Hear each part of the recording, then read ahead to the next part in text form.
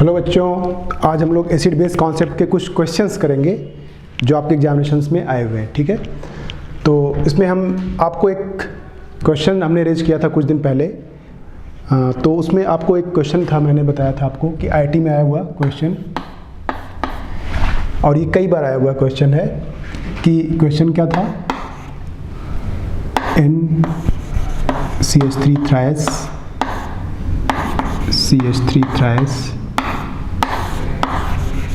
CH3 thrice and NSiH3 thrice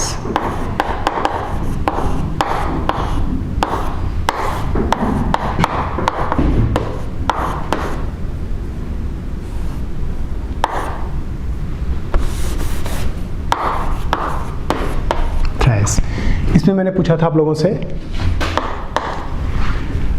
कि most basic कौन है, which of the above is most basic. ये question था, तो इसमें बताना था, आप लोगों ने सोच भी लिया होगा।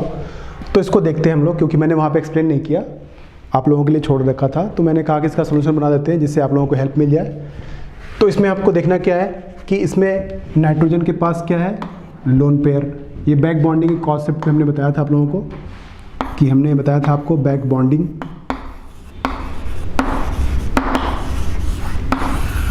बैक बॉन्डिंग का यूज इसमें हमने बताया था आपको। तो इसमें आपको देखना क्या है कि नाइट्रोजन के पास लोन पेयर है, ठीक है, और कार्बन इसके साथ लगे हुए हैं। कार्बन का कंप्लीट ऑर्बिटल है, और सिलिकॉन के पास एक वैकेंट डी ऑर्बिटल है, समझ सकते हैं। ये वैकेंट ऑर्बिटल होता है सिलिकॉन के पास। तो इसमें होगा क्या कि अब इसके पास लोन पेयर है, तो स्ट्रॉन्गेस्ट बेस बताना है आपको, मोस्ट बेसिक। तो इसका मतलब क्या हुआ कि जो लोन पेयर हमने पढ़ा था ना, एक तो बैक बॉन्डिंग का भी कॉन्सेप्ट लगेगा इसमें, एंड लुईस कॉन्सेप्ट, दोनों आपको अप्लाई करना पड़ेगा, तो ये सॉल्व होगा। तो लुईस बेस क्या कहता है, लुईस बेस के अकॉर्डिंग क्या होता है, lone pair donor are Lewis base. तो लुईस बेस के अकॉर्डिंग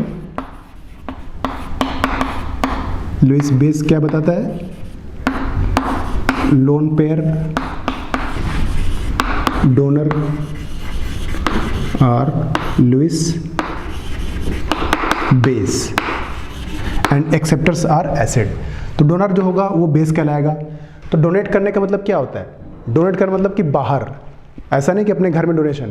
डोनेशन का मतलब क्या है, अगर आप किसी थर्ड पर्सन को पैसे देते हैं या किसी ऐसे इंसान को देते हैं जो आपके फैमिली से रिलेटेड नहीं है, तो उसको हम बोलेंगे डोनेशन। अगर आप अपने घर में पैसे खर्च कर रहे हैं तो उसको डोनेशन थोड़ी बोलेंगे।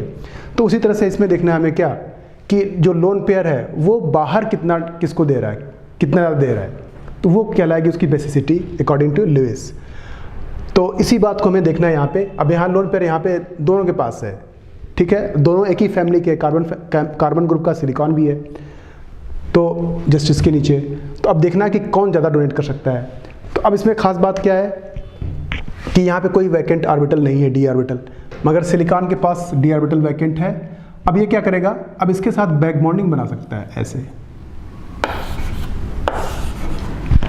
मैंने बताया था आप लोगों के लिए बैक बॉन्डिंग का कॉन्सेप्ट, कि बैक बॉन्डिंग में क्या बताया था मैंने, कि हमारे पास जैसे मैंने एग्जांपल दिया था वहाँ पे आपको, कि एडजेसेंट एम्प्टी ऑर्बिटल होना चाहिए, यानी कि हमारे पास कोई नेगेटिव या लोन पेयर, हमारे पास कोई एटम वाला हो और उसके एडजेसेंट पे एम्प्टी ऑर्बिटल हो।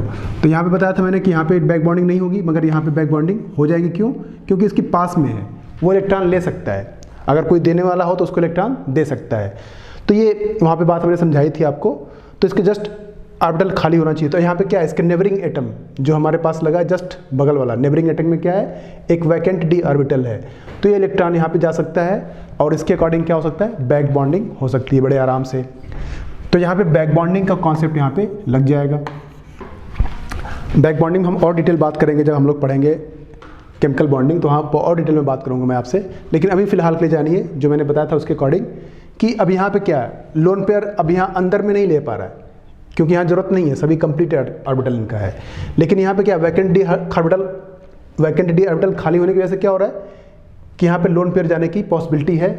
तो जब यहाँ पॉसिबिलिटी अंदर में है, तो जैसे मान लीजिए आपके पास घर में पैसे कम है, जैसे इस लॉकडाउन में चल रहा है ना, सबके पास पैसे कम है, तो बाहर कोई कितना डोनेट कर पाएगा क्योंकि आपको घर में ज़रूरत बहुत ज़्यादा पड़ रही है। तो वैसे ही क्या है, जब इसके घर में ज़रूरत पड़ गई तो बाहर कितना डोनेट कर पाएगा। यहाँ पे इसको घर में ज़रूरत नहीं है तो ये बाहर डोनेट कर सकता है। तो जो बाहर डोनेट करने की एबिलिटी है वही क्या कहलाती है, बेसिसिटी कहलाती है। तो जो जितना ज़्यादा बाहर डोनेट करेगा वो उतना डोनर कहलाएगा।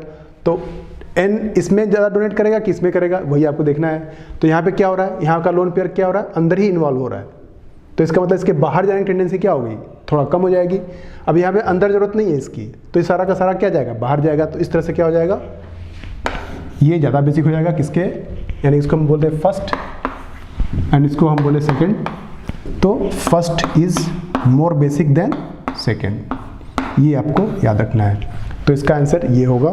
तो आप लोगों ने कर लिया होगा, फिर भी अगर जिसको समझ में नहीं आया होगा वो समझ सकते हैं इस तरह से। तो वहाँ पे मैंने क्वेश्चन उठा करके छोड़ दिया था कि आप लोग थोड़ा दिमाग लगाएं, ठीक है। तो ये क्वेश्चन नंबर 1 जो हमने आज रखा है। ये एक क्वेश्चन और है जो बहुत इम्पॉर्टेंट है, क्वेश्चन नंबर 2, तो उसको देखते हैं। तो उसमें क्या है क्वेश्चन में कि हमारे पास जैसे मान लिया हमने लिखा कि H3BO3 के बारे में कई बार आईटीएम पूछा हुआ है और नीट में पूछा हुआ है। H3BO3 के बारे में पूछा हुआ था। बहुत सारे स्टेटमेंट हैं, 3-4 स्टेटमेंट हैं। तो मैं स्टेटमेंट नहीं लिख रहा हूँ, मगर इसके बारे में आपको बता दूंगा तो आपके सारे क्वेश्चंस इससे रिलेटेड आ जाएंगे। वैसे हम लोग जब पढ़ेंगे बोरॉन फैमिली तो वहाँ इसके बारे में और डिटेल में बात करेंगे, लेकिन यहाँ पे क्वेश्चन एसिड बेस का आता है तो उसको ध्यान रखना है। तो इसके लिए हम लोग एक स्टेटमेंट लिखते हैं जो आपको हर जगह काम आ जाएगा। जैसे ये क्या है, it is non protonic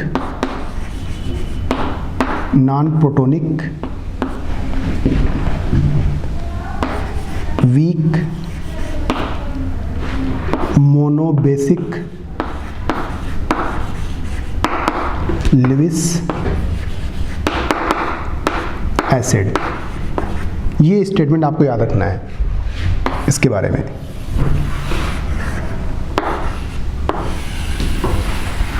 non protonic weak monobasic Lewis acid, ये 3 बातें हैं, ये तीनों क्वेश्चंस पूछे गए हैं। नॉन प्रोटोनिक का मतलब कुछ और है, वीक मोनोबेसिक का मतलब कुछ और है, लुईस एसिड का मतलब कुछ और है। तो ये कैसे ये सारी प्रॉपर्टीज शो करता है उसको हमें देखना है, ठीक है। तो इसके बारे में हमें देखना कैसे है। तो इसको हम एक पहले रिएक्शन लिखते हैं। तो रिएक्शन कैसे लिखेंगे, जैसे हमने लिख दिया H3BO3। अब इसका हमें वाटर सिलेक्शन कराना है, सपोज H2O, तो क्या बनाएगा ये बनाता है H3O प्लस। अगर हम सिंगल वाटर लेते हैं तो अगर 2 मॉलिक्यूल्स ऑफ वाटर ले लिया हमने तो क्या बनाएगा ये H3O प्लस BOH4 माइनस। ये रिएक्शन होती है इसकी, ठीक है। तो इसका मतलब अभी समझते हैं, या इसको हम ऐसे भी लिख सकते हैं, सिंपल एक वाटर लेकर के भी लिख सकते हैं। तो अगर वे एक वाटर लेंगे तो कैसे लिखेंगे, H3BO3 प्लस H2O। तो यहाँ पे सिंपल एक H प्लस आएगा प्लस BOH4 माइनस, ठीक है। तो यहाँ पे देख लेंगे आप, बैलेंस हो जाएगा। एक वाटर एक्स्ट्रा में डाला तो एक OH हो जाएगा यहाँ पे और एक H यहाँ पे आ जाएगा। 2 में डाला तो क्या हुआ, H3O हो गया और OH यहाँ लग गया। तो इसको समझने के लिए हमें इसका स्ट्रक्चर थोड़ा देखना पड़ेगा, ठीक है। तो स्ट्रक्चर कैसे देखेंगे, इसमें होता क्या है, इसमें होता ऐसे है कि जो हमारा होता है H3BO3 ये ऐसे बनता है।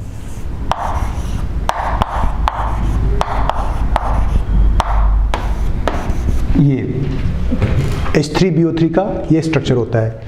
अब इसमें हुआ क्या, जैसे हमने वाटर से मॉलिक्यूल सिलेक्शन कराया तो वाटर मॉलिक्यूल सिलेक्शन कराने पर क्या, अब इसके पास आपको पता है कि एक वैकेंट ऑर्बिटल होता है, ठीक है। तो अगर वैकेंट ऑर्बिटल है तो इसमें क्या हो सकता है, इसकी क्या पॉसिबिलिटी है। अब यहाँ पे अब बाहर से जो लोन पेयर आ रहा है, जैसे हमारे पास हमने यहाँ पे लिखा ना BOH4, अब यहाँ पे क्या होता है, जो वाटर का मॉलिक्यूल है उसका OH लोन पेयर आकर के यहाँ पे ऐड हो जाता है। तो जब यहाँ पे ऐड होता है तो ये ऐसे बन जाता है BOH OH OH OH।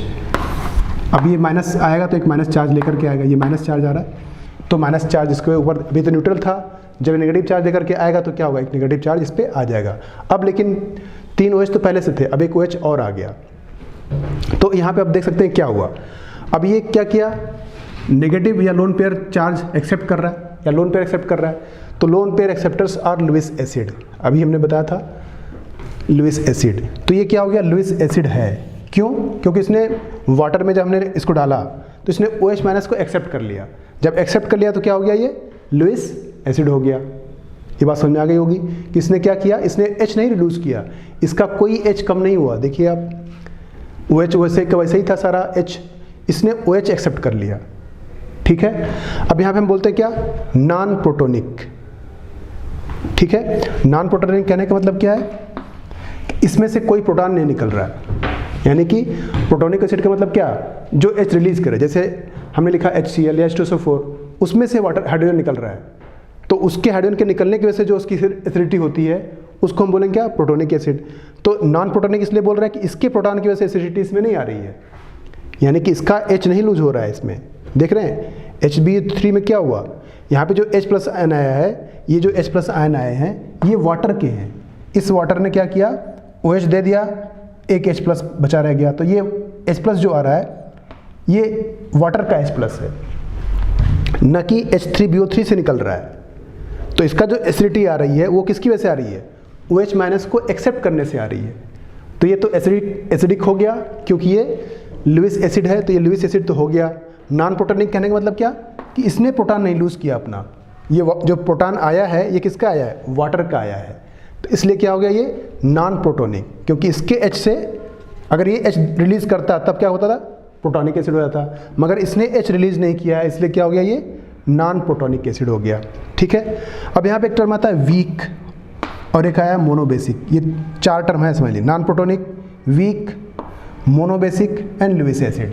ठीक है, तो अब वीक क्यों कह रहे हैं, क्योंकि इसका एक आपने पढ़ेंगे हम लोग कि ए वैल्यू कितना होती है इसकी, अप्रॉक्स होती है 6 × 10⁻11। तो ये आप समझ रहे हैं कि इसका एसिडिक कांस्टेंट है, आयनाइजेशन कांस्टेंट ऑफ एसिड, वो कितना है 6 × 10⁻11, ये बहुत कम है। तो इतना ज़्यादा कम है तो इसको हम लोग क्या बोलते हैं, ये वीक एसिड है, weak acid. Weak acid weak acid क्यों बोला गया इसको, क्योंकि इसका जो Ka है वो बहुत कम है। अब हो गया नॉन प्रोटोनिक, ये हमने बता दिया आपको, वीक क्यों ये बता दिया, लुईस एसिड क्यों ये बता दिया। अब मोनोबेसिक की बात आती है। मोनोबेसिक मतलब क्या, हमने बताया था आपको कि बेस की एसिडिटी होती है और एसिड की बेसिसिटी होती है। तो इसको आपको ऐसे समझना है कि अब ये जब हाइड्रोजन लूज ही नहीं कर रहा है तो ये बेसिसिटी कहाँ से आई। ठीक है, अब ऐसे अगर देखा जाए तो 3 हाइड्रोजन इसके लगे हुए हैं, तो लेकिन हम लोग बताए थे कि आपको कि जो बेसिसिटी कैसे होती है, जो H रिलीज करता है, जो रिप्लेसेबल हाइड्रोजन्स होते हैं उसके अकॉर्डिंग बेसिसिटी आती है। तो इसको ऐसा देखा गया है, इसको क्या बोलते हैं H3BO3 को, कि इसमें जो होता है इसमें कई तरह के सेवरल स्टेप्स में आयनाइजेशन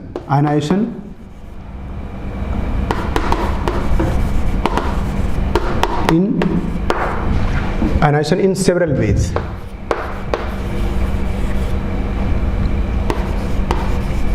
मतलब इसमें बहुत तरीके से, इस हाई एक्सपेरिमेंट करके देखा गया कि इसमें बहुत तरीके से आयनाइजेशन होता है।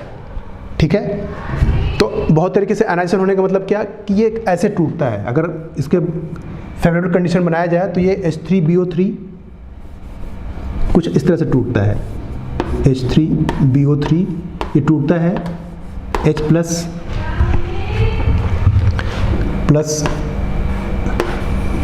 B2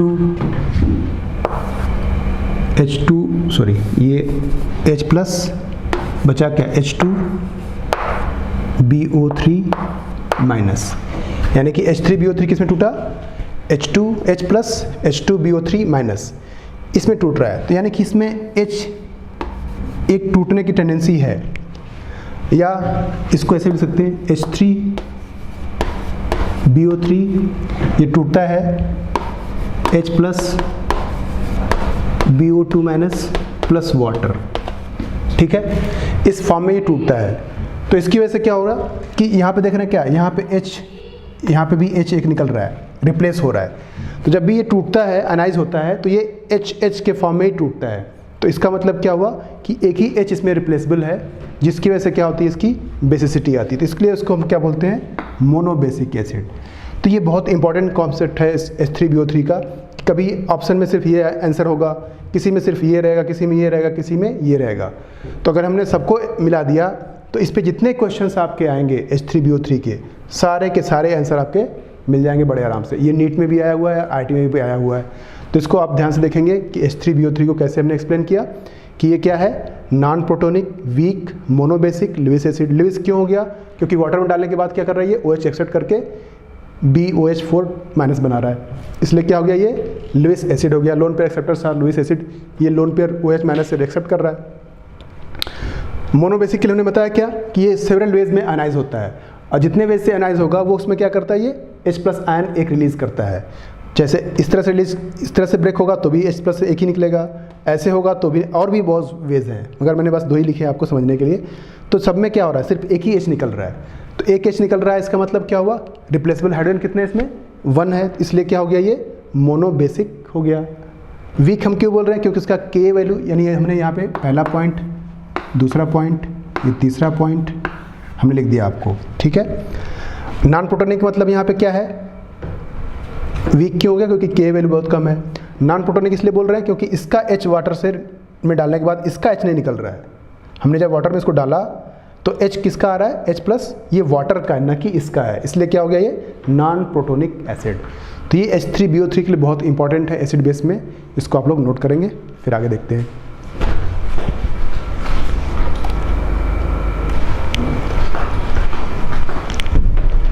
अब हम लोग कुछ IIT क्वेश्चंस देखते हैं। जैसे मैंने आपको कहा था कि मैं 2020 तक 19 के भी क्वेश्चंस आपको कराऊंगा, तो उसके अकॉर्डिंग मैं आपको कुछ क्वेश्चंस 19 में आए हुए जो उसको कराते हैं। एक क्वेश्चन है जो 2019 के मेंस में आया था, बहुत इजी क्वेश्चन, ठीक है। जैसे क्वेश्चन क्या था कि हमने लिखा CH ट्रिपल बॉन्ड CH, दूसरा हमने लिखा CH3C ट्रिपल बॉन्ड CH, तीसरा हमने लिखा CH2 डबल बॉन्ड CH2। तो आपको बताना था इसमें decreasing order of the acidic strength, decreasing order of acid strength. बहुत ही क्वेश्चन है। हमने बताया था आपको sp कैरेक्टर के बारे में, sp कॉन्सेप्ट जो था, तो उसमें हमने क्या बताया था आपको कि जो sp is more acidic than sp2 hybridise than sp3 hybridise. ये हमने एसिडिटी का ऑर्डर बताया था वहाँ पे आप लोगों को। अब यहाँ पे देखना क्या है कि यहाँ पे जो कार्बन है वो सभी sp हैं, ये भी sp है, यहाँ पे क्या है, ये sp है, ये sp है, ये sp3 है, ये sp2 है और ये sp2 है। लेकिन यहाँ पे एसिडिटी किसकी वजह से आ रही है, जो हमारे टर्मिनल वाले हाइड्रोजन है, ये जो ट्रिपल बॉन्ड से डबल बॉन्ड से लगे हुए हैं। तो अगर हम इसका कॉन्जुगेट बना लें सपोज थोड़ी देर के लिए, तो इसका कॉन्जुगेट बनाएंगे तो क्या आएगा, ये आएगा CH triple bond C minus, इसका बनाएंगे CH3C triple bond C minus, इसका कॉन्जुगेट बनाएंगे तो CH2 double bond CH minus. तो हमने बताया था आपको sp कैरेक्टर में कि जो sp वाला होता है उसकी इलेक्ट्रोनेगेटिविटी ज़्यादा होती है, जो जिसकी इलेक्ट्रोनेगेटिविटी ज़्यादा होती है वो इलेक्ट्रॉन को होल्ड करने की कैपेसिटी ज़्यादा होती है, उसमें स्टेबिलिटी ज़्यादा होगी। तो जब कॉन्जुगेट बेस ज़्यादा स्टेबल होगा तो उसका जो एसिड रहा होगा वो ज़्यादा एसिडिक हो जाएगा। इसी कॉन्सेप्ट में हमें देखना है। तो यहाँ पे क्या है, ये Sp है, यानी इसकी इलेक्ट्रोनेगेटिविटी क्या है, ज़्यादा है। इसकी इलेक्ट्रोनेगेटिविटी ज़्यादा होने की वजह से क्या हुआ कि इसकी चार्ज को होल्ड करने की कैपेसिटी ज़्यादा है, यानी कि ज़्यादा स्टेबल है। तो इसका जो एसिड है, यानी कि ये वाला एसिड है, वो ज़्यादा एसिडिक होगा। अब यहाँ पे देखा मैंने क्या, ये दो Sp वाले हैं, तो इसका मतलब क्या हुआ, जो Sp होगा, Sp will be more acidic than Sp2। इसका मतलब कि Sp2 सबसे लास्ट में चला गया, ये सबसे कम हो जाएगा। सबसे कम कौन होगा, ये हो जाएगा। अब बात आती है कि इन दोनों में कौन ज़्यादा होगा। तो इसमें कैसे देखेंगे, अब यहाँ पे क्या हुआ, नेगेटिव चार्ज आया, यहाँ पे भी नेगेटिव चार्ज है, दोनों में Sp है, दोनों में Sp है। अब यहाँ पे नेगेटिव चार्ज है। अब यहाँ पे क्या होगा, इसके साथ जो लगा है एक कंपाउंड CH3, ये क्या करेगा, इसके शेयर्ड इलेक्ट्रॉन को रिपेल करेगा। अब रिपेल करेगा तो क्या होगा, यहाँ पे इलेक्ट्रॉन डेंसिटी और आ जाएगी, suppose minus delta, negative charge आ गया इस पर और, तो नेगेटिव चार्ज इस पर और आ गया। जब चार्ज ज़्यादा होता है तो स्टेबिलिटी क्या हो जाती है, कम हो जाती है। तो इसकी स्टेबिलिटी इसके कंपैरिजन में कम हो गई। तो इसका मतलब क्या हुआ, इसका एसिडिक नेचर भी क्या हो जाएगा, जो ये वाला एसिड है, इसका एसिडिक नेचर भी क्या हो जाएगा, कम हो जाएगा इसके कंपैरिजन में। तो ये आंसर हो जाएगा आपका। तो इसको आप ध्यान से सोचेंगे, जो मैंने बताया था पहले भी और भी बता रहा हूँ, उसके अकॉर्डिंग आप लोग देख लेंगे कि Sp क्या बताता है, पहले इलेक्ट्रोनेगेटिविटी बताता है कि Sp की इलेक्ट्रोनेगेटिविटी ज़्यादा है इससे, इसकी ज़्यादा है इससे। तो जो ज़्यादा इलेक्ट्रोनेगेटिव होगा उसके पास चार्ज को होल्ड करके रखने की कैपेसिटी ज़्यादा होगी। जब कैपेसिटी ज़्यादा होगी तो उसकी स्टेबिलिटी ज़्यादा होगी। स्टेबिलिटी ज़्यादा होगी तो जो उससे करस्पॉन्डिंग जो एसिड है वो ज़्यादा एसिडिक होगा। तो अब इसकी स्टेबिलिटी, इस पर चार्ज, इसकी वजह से थोड़ा सा क्या हुआ, नेगेटिव चार्ज आ गया, तो इसकी स्टेबिलिटी क्या हो गई, कम हो गई, चार्ज डेंसिटी बढ़ गई। तो इसकी स्टेबिलिटी ज़्यादा है इसके कंपैरिजन में, तो इसका एसिड जो रहा होगा करस्पॉन्डिंग एसिड वो क्या हो जाएगा, ज़्यादा एसिडिक होगा, ये कम हो जाएगा। ये Sp2 है, Sp2 is always less acidic then Sp। तो इस तरह से इस क्वेश्चन को आप सॉल्व करेंगे। अब हम लोग देखते हैं क्वेश्चन, और वो भी 2019 में आया हुआ है, मेंस में ही, ठीक है। तो इसमें क्या था, इसमें बताना था आपको कि हमारे पास था वहाँ पे CH3 CHBr3 एंड CH, ये फर्स्ट है, सेकंड CnCN3, ऐसे था। अब इसमें बताना था आपको स्ट्रॉन्गेस्ट एसिड, क्या बताना है आपको इसमें, स्ट्रॉन्गेस्ट एसिड कौन होगा ये बताना है आपको। तो अब कैसे बताएंगे कि कौन स्ट्रॉन्गेस्ट एसिड होगा। तो इसमें भी क्या करना है हमारे पास, अब यहाँ पे एसिडिक नेचर कैसे आ रही है, जैसे हमने यहाँ पे लिखा है, यहाँ पे CH3, अब ये लिखा हुआ ना CHI3, मतलब क्या कि ऐसे लगा होगा, ये कार्बन के साथ एक हाइड्रोजन और ये एक आयोडीन यहाँ पे, एक आयोडीन यहाँ पे, एक आयोडीन यहाँ पे, ऐसे लगा होगा, ठीक है। अब CHBr3 का मतलब क्या हुआ, ऐसे लगा होगा, CH एक Br, ऐसे Br एंड Br। दूसरे में CN, ये ऐसे समझ सकते हैं, यहाँ पे CH लगा हुआ है, C triple bond N, C triple bond N, C triple bond N, ये इस तरह से लगा हुआ है। तो इसका एसिडिक नेचर बताना है, तो बताया कौन एसिडिक नेचर, हाइड्रोजन बताएगा। तो इसका हम कॉन्जुगेट बना सकते हैं, ऐसे इसको हटा कर कॉन्जुगेट बना सकते हैं, कॉन्जुगेट बेस। अब कॉन्जुगेट बेस बन गया। अब देखना कि इसमें स्टेबिलिटी किसकी ज़्यादा है, ठीक है। तो स्टेबिलिटी किस में ज़्यादा होगी इसमें। अब यहाँ पे देख रहे हैं आप क्या कि यहाँ पे आयोडीन है, यहाँ पे ब्रोमीन है। अब यहाँ पे क्या हो रहा है कि नाइट्रोजन, ये CN अपने आप में बहुत ज़्यादा इलेक्ट्रोनेगेटिव होता है, या वैसे देख सकते हैं, या नाइट्रोजन जो 3 लगे हुए हैं, ये क्या होगा, इलेक्ट्रॉन को अपनी तरफ खींचेंगे। जब खींचेंगे तो यहाँ पे क्या होगा, डेल्टा पॉजिटिव चार्ज आएगा हल्का, ठीक है, इसकी वजह से, इसकी वजह से, इसकी वजह से। अब यहाँ पे क्या होगा, इनकी इलेक्ट्रोनेगेटिविटी बहुत कम है, ब्रोमीन की और आयोडीन की, इसके कंपैरिजन में। आपको पता होगा इलेक्ट्रोनेगेटिविटी का ऑर्डर क्या होता है, मैंने बताया भी था आपको पहले भी।